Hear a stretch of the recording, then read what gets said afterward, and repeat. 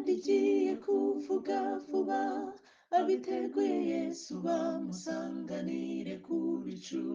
Mbese uzaba urihe nshuti yanjye,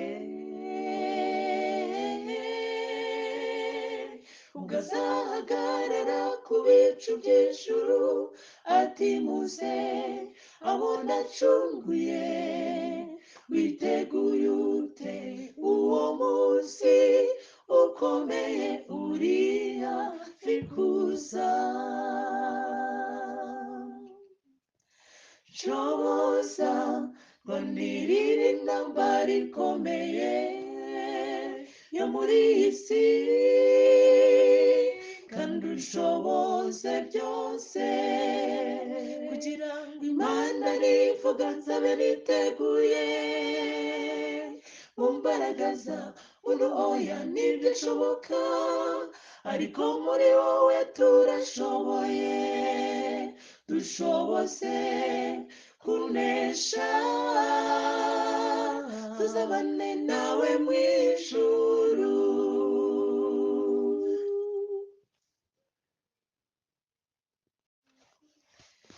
Mu igiti cy'umuvumu hari uwahaboneye amahoro menshi, atahana umunezero.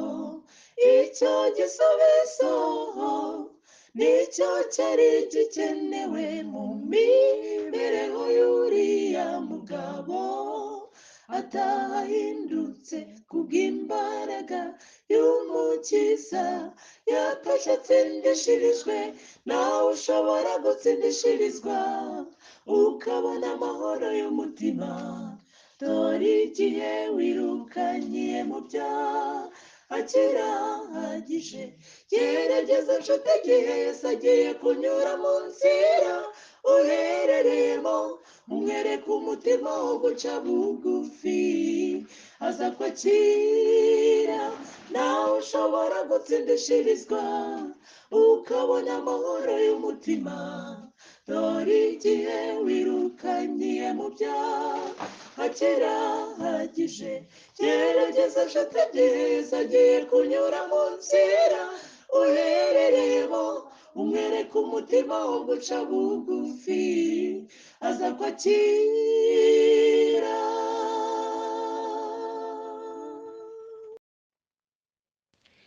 Yemwe bantu b'umukiza, nimukanguke mwese, murebe hejuru, umukiza agiye kuza. Ibimenyetso yatanze byose byaragaragaye. Tugeze mu bihe biheruka bagenzi. Mbese muvandimwe, witeguye ute kwakira umukiza?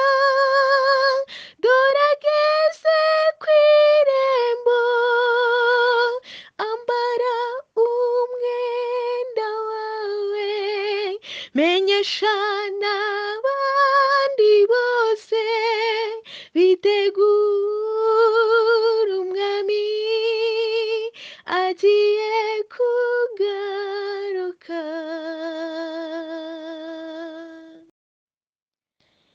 Njye mureke mukunde, nzamushima iteka, uwo wabambye ibyaha byanjye byose ku musaraba. Mukunde, njye mureke mukunde Yesu, nzamushima iteka, uwo wabambye ibyaha byanjye byose ku musaraba.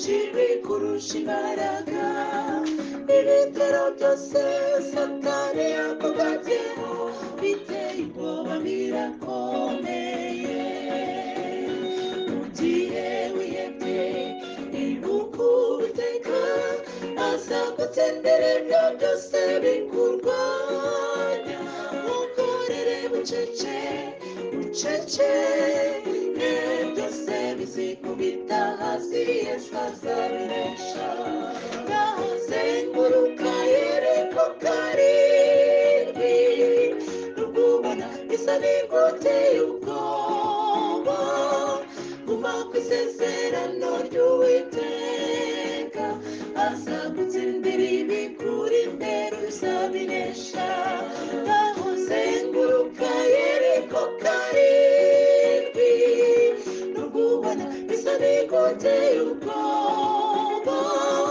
guma ku isezerano ry'uwiteka azagutsindira ibikuri imbere uzabinesha ngaho zenguruka yereko karindwi nubwo ubona bisa n'iguteye ubwoba guma ku isezerano ry'uwiteka azagutsindira ibikuri imbere uzabinesha.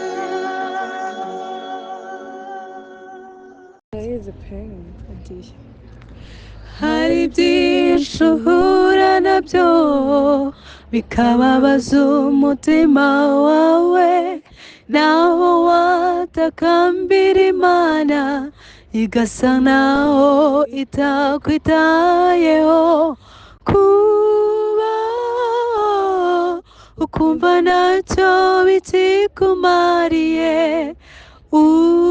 urababaye nshuti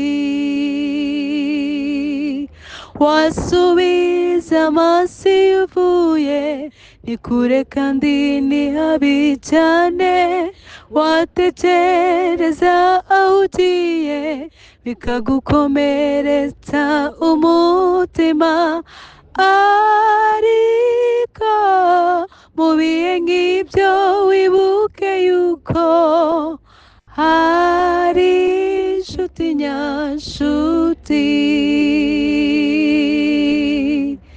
ibyo unyuramo biruhije nshuti n'iby'igihe gitoya n'ibihoraho ntibigatume uteshuka ngo ureke imana mana idahemuka tuyizera yasezeranye ko izabana nawe no mu bihe nk'ibyo biruhije nubwo isezerano ryayo risa nkaho ritinda ntabwo rizahera tuyizera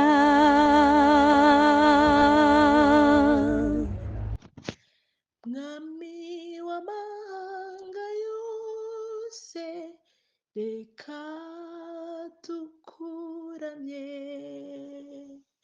tuvuge imirimo yawe hose mwami mana mwiza we wahozeho uzahoraho iteka mana nyagasani sinzi uko ubigenza mana ugenzure ibiriho byose gusa mbona ibintu bikorwa kandi bikorwa neza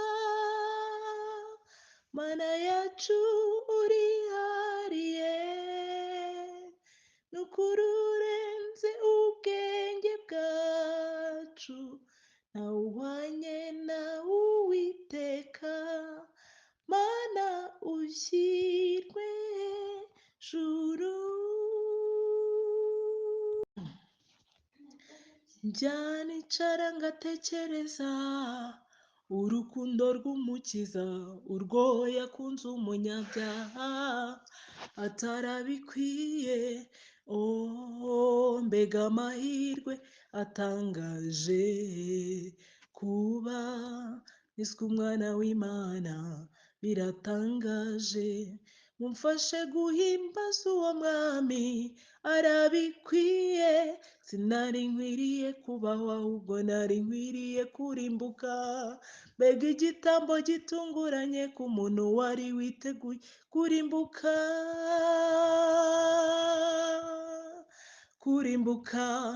Natunguwe no kubona Yesu ahaguruka mu nama y'agakiza, ati ndahari ngo ncungure umunyabyaha.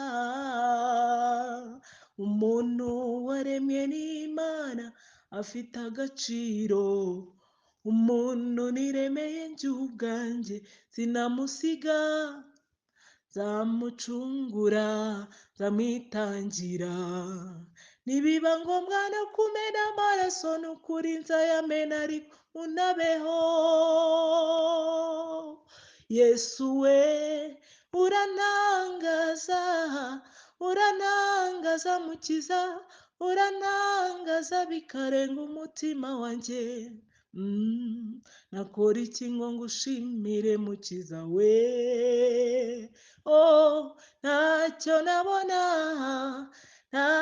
nabona oya, gusa umutima wanjye unyuzwe n'ibyo wankoreye.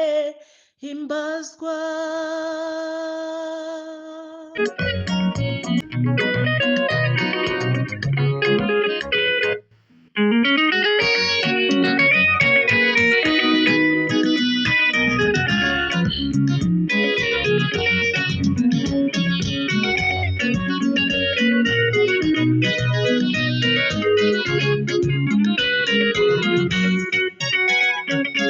Hari umuntu wo mu bafarisayo witwaga Nikodemu, umutware wo mu Bayuda.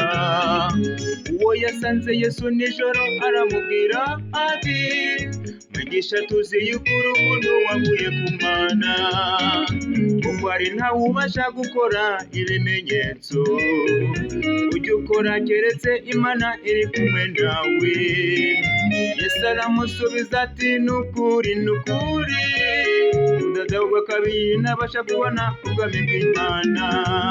Nimuze tubyarwe ubwa kabiri n'amazi ndetse na Mwuka Wera. Nimuze tubatizwe mu izina ry'Imana Data na Mwana na Mwuka, duhinduke ibiremwa bishya muri Yesu. Utadahubwa kabiri ntazajya mu ijuru. Nimuze tubyarwe ubwa kabiri n'amazi ndetse na Mwuka Wera. Nimuze tubatizwe mu izina ry'Imana Data na Mwana na Mwuka, duhinduke ibiremwa bishya muri Yesu. Utadahubwa kabiri ntazajya mu ijuru.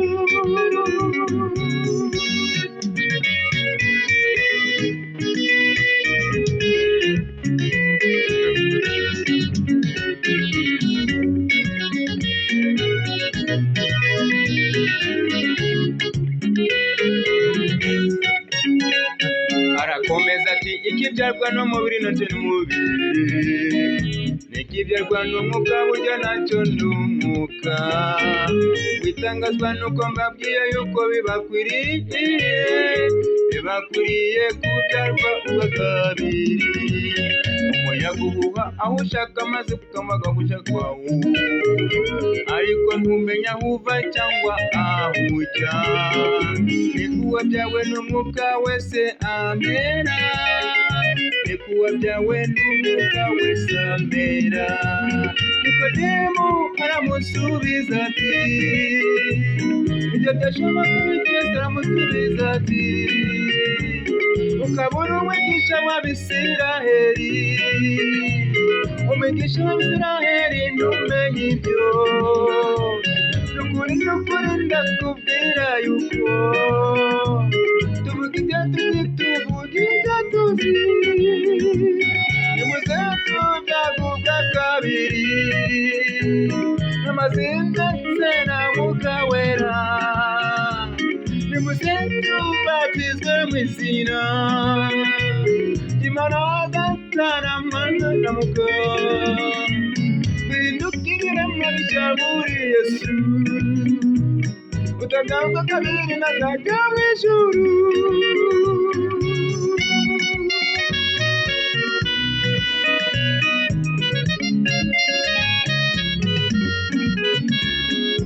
ushobora kuba warabatijwe ugasubira inyuma Mwuka Wera kubatize umwuka mushya ikiremwa gishya muri Yesu kamera ucike wowe burundu muri Mwuka Wera